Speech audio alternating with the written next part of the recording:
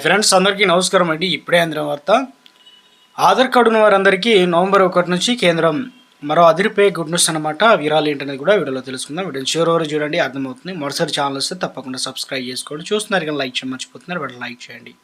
ఇంకెంతో కాలం ఆధార్ కేంద్రాల చుట్టూ తిరగాల్సిన పని అయితే లేదనమాట. ఎందుకంటే దేశంలో కోట్లాది మంది ఆధార్ కార్డులు అనేది భారత విశిష్ట గుర్తింపు ప్రాధికార సంస్థ గుడ్ న్యూస్ అయితే అందించిందనమాట. ఎందుకంటే భారతదేశంలో ప్రతి ఒక్కరికి కూడా తప్పనిసరిగా ఆధార్ కార్డు అయితే అమలు చేస్తున్నారు. ఆధార్ కార్డు తప్పనిసరి కాబట్టి అయితే సంక్షేమ పథకాలు కావచ్చు, అన్నిటి కూడా Aadhaar card must and should. అయితే ఇప్పుడు నవంబర్ 1 నుంచి ఆధార్ కార్డు వివరాలు అప్డేట్లో అతిపెద్ద మార్పు అయితే తీసుకురానుందనమాట. అంటే ఎప్పుడు వచ్చిన ఇకపైన అందులో వచ్చేసి మనకు పేరు కావచ్చు, ఏదైనా స్పెల్లింగ్ మిస్టేక్లు, అడ్రస్ చేంజ్ చేసుకోవాలన్నా, పుట్టిన తేదీ, అదేవిధంగా జెండర్, మొబైల్ నెంబర్ వంటి ముఖ్యమైనటువంటి వివరాలను ఆధార్ సేవా కేంద్రానికి వెళ్లకుండానే పూర్తిగా ఆన్లైన్లోనే అప్డేట్ అనేది చేసుకోవచ్చు అనమాట.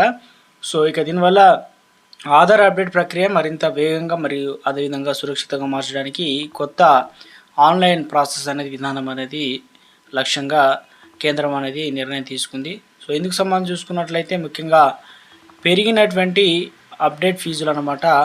2025 సంబంధించి సంవత్సరంలో ఆధార్ చేతిలో ఒక ముఖ్య మలుపు మారింది. ఈ సంవత్సరంలో యుఐడి కొన్ని నిర్ణయాలు కూడా తీసుకుందనమాట.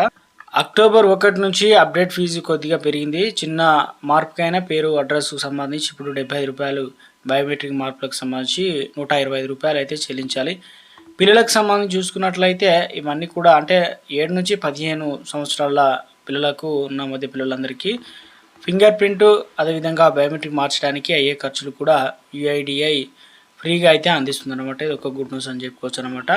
సో మొత్తం మీద అయితే ఇవన్నీ కూడా త్వరలోనే నవంబర్ 1లో అతిపెద్ద మార్పులు ఏమిటంటే జనాభా వివరాల అప్డేట్ పూర్తిగా డిజిటల్ పద్ధతిలో జరగనుంది. దీని ద్వారా గ్రామీణ ప్రాంతాల వారికి కూడా, చిన్న పట్టణాల వారికి అతి చిన్న మార్పు కోసం కిలోమీటర్లు ప్రయాణించి ఇక లైన్లో నిలబడి ఇవన్నీ కూడా తగ్గుతుందన్నమాట. ఆధార్ కేంద్రాల మధ్య అంటే ముందు క్యూలో నిలబడాల్సిన అవసరం తప్పుతుంది. కాబట్టి ఇవన్నీ కూడా కేంద్రం ముఖ్యంగా అడ్రస్ వంటివి, జనాభా వివరాలు అప్డేట్ చేసుకోవచ్చు. కానీ ఫింగర్ ప్రింట్స్, ఐరిస్ వంటి బయోమెట్రిక్ అప్డేట్ కోసం మాత్రం తప్పనిసరిగా ఆధార్ సేవా కేంద్రాన్ని అయితే సంప్రదించాల్సి అయితే ఉంటుందన్నమాట. ఈ ఫీచర్ అయితే తీసుకురాబోతుంది అనమాట. గుడ్ న్యూస్ ఆధార్ కార్డు ఉన్న వారందరికీ కూడా.